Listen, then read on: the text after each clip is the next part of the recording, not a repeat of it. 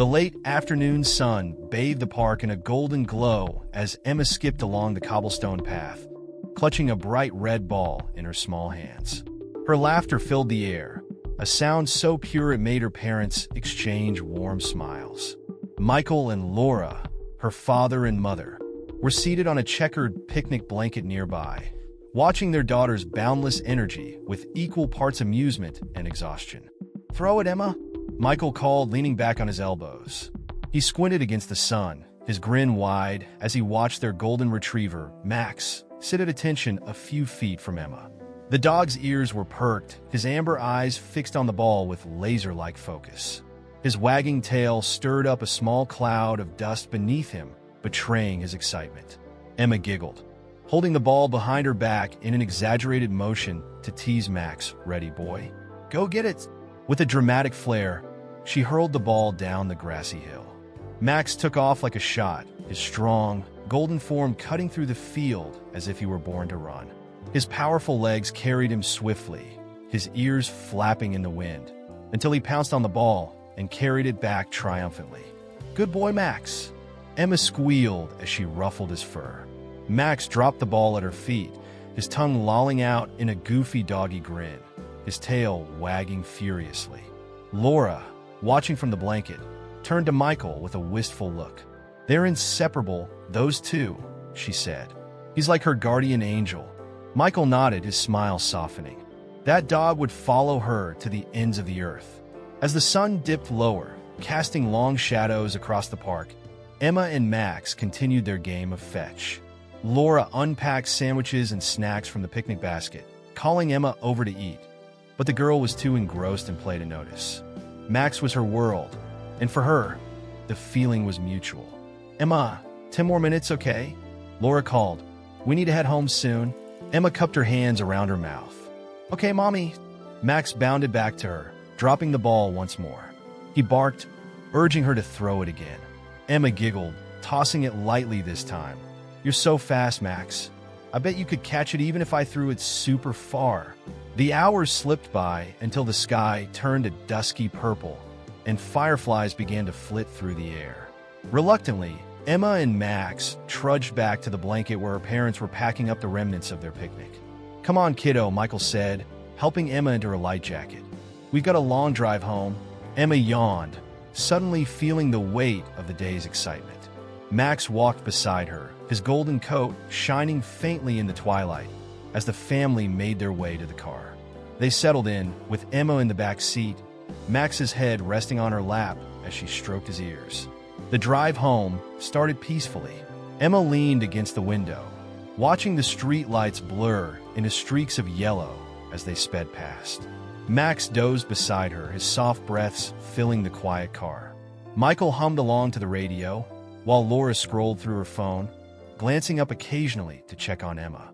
It happened so fast. A car came hurtling out of a side street, its headlights glaring like twin suns.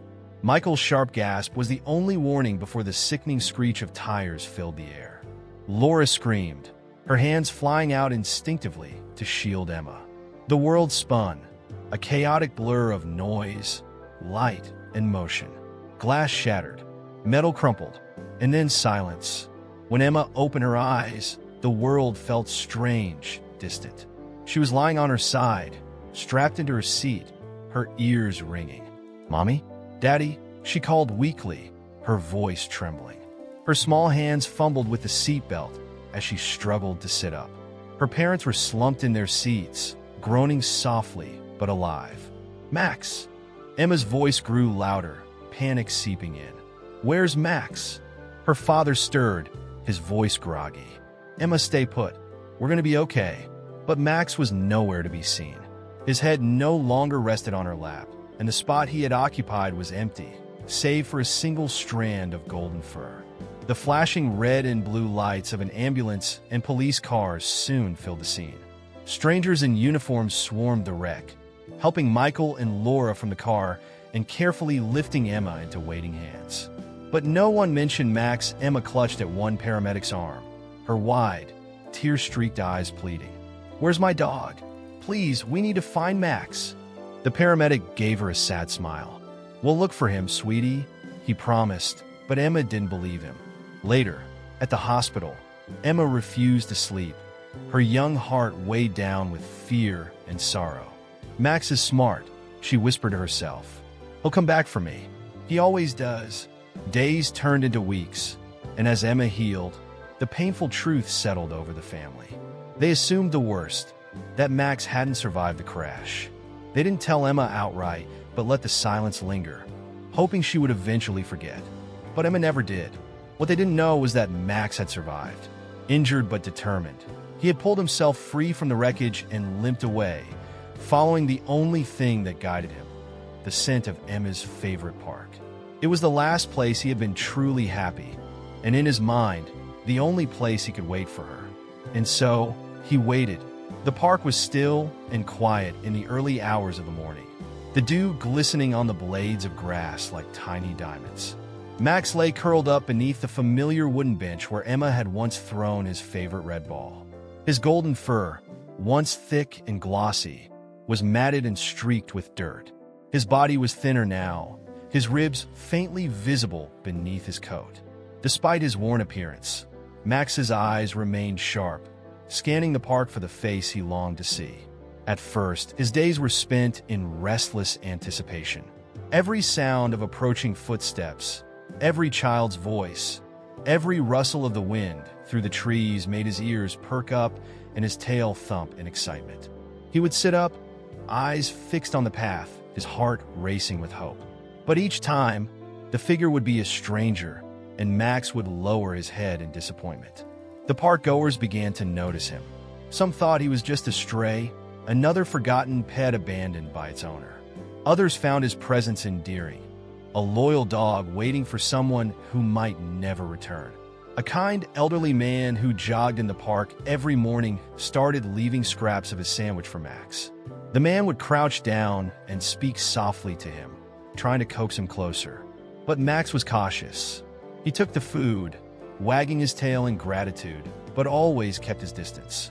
As weeks turned into months, Max adapted to his new life. The park became his home, its every corner familiar and comforting. He learned where to find water, the small fountain near the playground that occasionally overflowed, and where the best hiding spots were during storms. He scavenged for food, occasionally receiving handouts from sympathetic visitors, and slept beneath the bench, his safe haven. One day, a woman named Sarah, who worked at the nearby cafe, noticed Max while taking her lunch break in the park. She watched as he trotted across the field, his head held high, scanning the horizon as if he were searching for something or someone. Intrigued, she started asking around. "That dog's been here for months," the elderly jogger told her. "I don't know who he belongs to, but he's waiting for someone. Always goes back to that bench." Sarah's heart ached for the dog. She began bringing extra food from the cafe, bits of chicken or scraps of bread, and leaving them near the bench. At first, Max hesitated, but hunger eventually overpowered his caution. He would approach, sniff the offering, and eat it while keeping a wary eye on Sarah. Over time, he grew to trust her, allowing her to sit nearby as he ate. She named him Buddy, though she sensed he already had a name, one he was still waiting to hear. By the time a year had passed, Max had become a fixture in the park. Children pointed him out to their parents, calling him the park dog. Couples on dates smiled as they watched him trot past, his red collar a faded but poignant reminder of a life he had once known. People left toys and treats for him, though he rarely played with the toys. The only one he cared about was the red ball, now scuffed and torn, which he had managed to retrieve from a bush one day. He carried it back to the bench and placed it carefully beneath his paws, as if guarding a treasure. The seasons changed, and with them, the park transformed. In the summer, Max basked in the warm sunlight, his fur soaking up the heat as he lay beneath his bench. Children splashed in the nearby fountain, their laughter echoing through the park, but Max paid them little attention. His focus was always on the path, his ears attuned to every sound. In the fall, the leaves turned vibrant shades of orange and red, carpeting the ground in a kaleidoscope of color. Max would curl up in a pile of leaves, his golden fur blending in perfectly. Winter was the hardest. The cold bit at Max's thin frame, and food was scarcer. Sarah worried for him, bringing blankets and extra food when she could, but Max refused to leave the bench for long. He braved the icy winds and snow, his determination unwavering. Even on the coldest nights, when his breath formed clouds in the frigid air, he stayed, guarding his spot. By the time spring arrived, Max's story had spread. Sarah had posted about him on social media, sharing pictures of the loyal dog who refused to leave the park. People from all over the town came to see him, bringing food and toys, and asking if anyone knew where he had come from. Despite the attention, Max remained unchanged. He would accept their kindness, but his focus never wavered. He was waiting for Emma, the jogger, who had been observing Max for over a year now, often spoke to him during his morning runs. "You're a good boy," he'd say, patting his leg as if inviting Max to follow him. But Max stayed put. "Whoever you're waiting for must be someone very special," the man murmured one day, shaking his head in wonder. Sarah began to notice a pattern in Max's behavior. At certain times of the day, he seemed particularly alert. Early in the morning, around mid-afternoon, and just before sunset. She realized these were likely the times he had spent with his family. The thought both warmed and broke her heart. She couldn't imagine the strength it took for the dog to keep waiting day after day, year after year. As more time passed, Max's health began to decline. His once strong frame was frail, his steps slower, and his fur now tinged with white. But his spirit remained unbroken. No matter how tired he seemed, he would still sit up at the sound of footsteps, his eyes filled with hope. Sarah and the other park-goers grew increasingly concerned. "He can't keep living like this," Sarah told the jogger one day. "He needs a proper home." The jogger nodded. "I've tried taking him home, you know. He followed me to the park entrance, but the second I turned my back, he was gone. He doesn't want to leave." Sarah sighed, her heart heavy. She looked at Max, who was lying beneath his bench, his head resting on his paws, his eyes gazing into the distance. "Whoever he's waiting for," she said softly, "they must have been his whole world."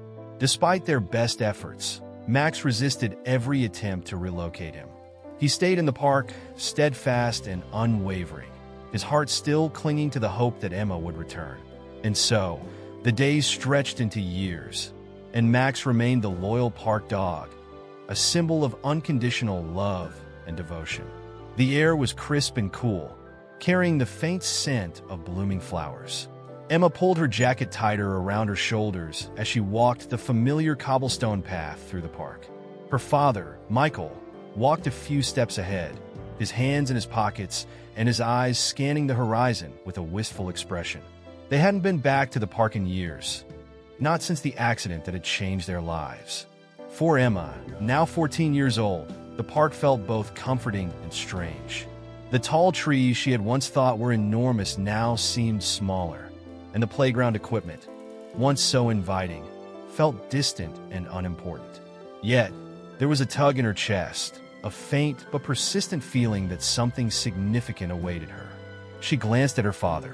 He was quiet, his gaze distant, as though caught between memories and the present. Emma knew the accident had weighed heavily on him. He had never been the same. They had moved to another town shortly afterward, and though they rarely spoke about it, Emma could see the pain lingering in his eyes. Today, however, he had suggested they visit the park, a place that had once been filled with laughter and joy. As they approached the wide-open field near the lake, Emma suddenly stopped. Her breath hitched. Something about the scene ahead seemed oddly familiar. There, beneath a weathered wooden bench, was a golden retriever. He lay stretched out, his fur dull and streaked with gray. But there was something about him, something that made Emma's heart skip a beat. "Dad," she said softly, tugging at Michael's sleeve. "Do you see that dog?" Michael followed her gaze. At first, he didn't seem to register anything unusual. But as he looked closer, his brow furrowed. The dog stirred, lifting his head, his eyes, amber and filled with an almost human depth, locked onto Emma's. His ears perked up, and his tail thumped weakly against the ground. Emma's hand flew to her mouth. "Max," she whispered, her voice trembling. At the sound of his name, the dog struggled to his feet. His movements were slow and stiff, as though every step took immense effort. But there was no mistaking the recognition in his eyes. His tail wagged harder, and he let out a soft, croaky bark as though trying to call out to her. Tears blurred Emma's vision as she broke into a run. "Max!" she cried, her voice breaking. She dropped to her knees beside him, her hands trembling as she reached out to touch his fur. It was coarser than she remembered, and his frame was thinner, but he was still Max. Her Max leaned in her touch, letting out a low whine as he licked her hands and face. His tail never stopped wagging, despite his obvious exhaustion. Emma buried her face in his neck, her tears soaking into his fur. "You waited for me," she whispered, her voice cracking. "You waited all this time?" Michael stood frozen a few feet away, his eyes wide with disbelief.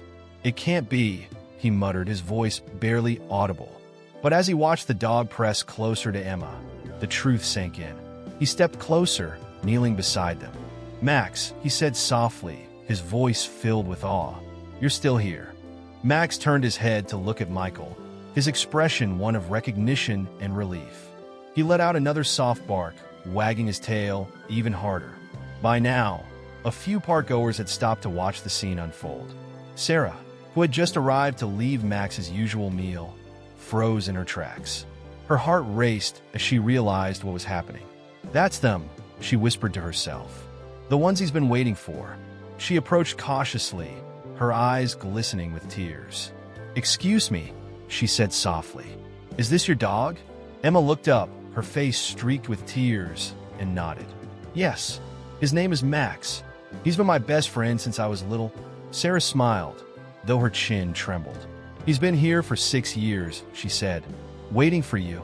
Michael placed a hand on Emma's shoulder, his own eyes brimming with emotion. 6 years, he murmured. We thought we'd lost him." Sarah crouched beside them, reaching out to stroke Max's head. "He never gave up," she said. "Not once. He stayed here, day after day, waiting for you to come back." Emma hugged Max tightly, her tears falling freely. "I'm so sorry, Max," she whispered. "I never wanted to leave you. I thought you were gone." Max nuzzled her gently, as if to say he forgave her. His tail wagged slower now, his body leaning heavily against hers. He was tired, so very tired, but his heart was full. Michael cleared his throat, his voice thick with emotion. "We're taking him home," he said firmly. "He's coming home with us." Sarah nodded, smiling through her tears. "He deserves it. He deserves to be with the people he loves." The three of them helped Max to his feet. His legs were shaky, but he managed to walk beside them as they made their way to the car. Emma kept her arm around him, whispering to him the whole way, telling him how much she had missed him and how proud she was of him for never giving up. As they reached the car, a small crowd had gathered. People clapped and cheered, some wiping away tears, as Max was lifted gently into the back seat. Sarah stepped forward, placing a hand on Emma's shoulder. "Take good care of him," she said. "He's a special one." Emma nodded, her eyes shining. "I will. Thank you for taking care of him all this time." As they drove away, Max rested his head on Emma's lap, just as he had on the day of the accident. His eyes closed, and his breathing slowed, but his tail wagged faintly, as if to say he was finally at peace. For the first time in 6 years, Max was home. Max settled into his new home as if he had never left. The house had changed over the years. A fresh coat of paint, a new sofa, and some framed photographs on the walls that Max didn't recognize. But there were still familiar scents and sights. The old rug in the living room, where he had once sprawled as a puppy, was still there, though more worn and faded. The faint scent of Emma lingered on her bedspread, mixed with something new, something older. He lay there for hours that first night, his body too tired to move, but his tail thumping every time Emma stroked his fur. Emma, too, had changed. She was no longer the small, carefree child who had run with him in the park. She was taller, her face more angular, her voice steadier. But to Max, she was still his Emma, the girl who had thrown the red ball, whose laughter had filled his days with joy. He watched her with adoration in his eyes as she sat beside him, telling him stories of the years they had missed. "You won't believe how much has happened, Max," Emma whispered, her voice thick with emotion. "We moved to a new house, I started high school, and I made some new friends. But I never forgot you. I kept your collar on my nightstand, hoping one day I'd see you again." Max nudged her hand with his nose, as if to say he understood. His body was frail now, his movements slower, but his heart was as full as it had ever been. He was home, and that was all that mattered. The days passed in a peaceful rhythm. Emma and Michael adjusted their lives around Max, ensuring he was comfortable and cared for. Michael built a ramp so Max wouldn't have to climb stairs, and Emma spent hours cooking homemade meals for him, determined to spoil him with every bite. Max, despite his age and weariness, seemed happier than he had in years. His eyes sparkled with the same love and loyalty that had kept him waiting all that time. But the truth was undeniable. Max was aging rapidly. The 6 years he had spent waiting had taken a toll on his body. Emma noticed that he tired easily and slept more often than not. His walks around the yard grew shorter, his steps more labored. Though it broke her heart, she knew their time together was limited. One evening, as the sun dipped below the horizon, casting the yard in a warm, golden glow, Emma sat with Max on the porch. He rested his head in her lap, his eyes half closed as she stroked his fur. The chirping of crickets filled the air, mingling with the soft rustle of leaves in the breeze. "Do you remember the park, Max?" Emma asked softly. "I used to think it was the most magical place in the world. I guess I was right. It gave me you." Max let out a contented sigh, his tail wagging faintly. Emma smiled through her tears. "You taught me so much, Max. You taught me about love and loyalty, about never giving up. You've been my best friend, my hero." As the days turned into weeks, Emma began preparing herself for the inevitable. She spent every moment she could with Max, taking him on slow walks through the garden, feeding him his favorite treats, and lying beside him at night, her hand resting gently on his side to feel the steady rise and fall of his breathing. One morning, Emma woke to find Max struggling to get up. His legs wobbled beneath him, and his breathing was shallow. Panic gripped her, but she forced herself to stay calm. She knelt beside him, her voice trembling. "It's okay, Max. I'm here. I've got you." Michael helped her carry Max to the car, and they drove to the veterinarian, the air in the vehicle thick with unspoken fear. Emma held Max's head in her lap the entire way, whispering softly to him, telling him how much she loved him and how proud she was of him. At the clinic, the vet examined Max and gave them the news they had been dreading. "He's very weak," the vet said gently. "He doesn't have much time left, but he's comfortable and he knows he's loved. That's what matters." Emma's tears fell freely as she nodded. "Can we take him home? I want him to be with us, where he belongs." The vet agreed, and they brought Max back to the house. Emma carried him to the living room and laid him on his favorite rug. She curled up beside him, her arms around his frail body, as Michael sat nearby, his hand resting on Max's back. That evening, as the sun set and the house grew quiet, Max took his final breaths. Emma felt the moment his body stilled, and though her heart shattered, she found solace in knowing he was at peace. He had waited for her, loved her, and stayed by her side until the very end. The next day, they buried Max beneath the oak tree in their backyard. Emma placed his red ball on the mound of freshly turned earth, her fingers trembling as she whispered, "Thank you, Max, for everything." Michael placed a hand on her shoulder. "He gave us so much," he said softly. "We'll never forget him." In the weeks that followed, Emma found herself drawn to the park again. She sat on the bench where Max had waited for her heart both heavy and full.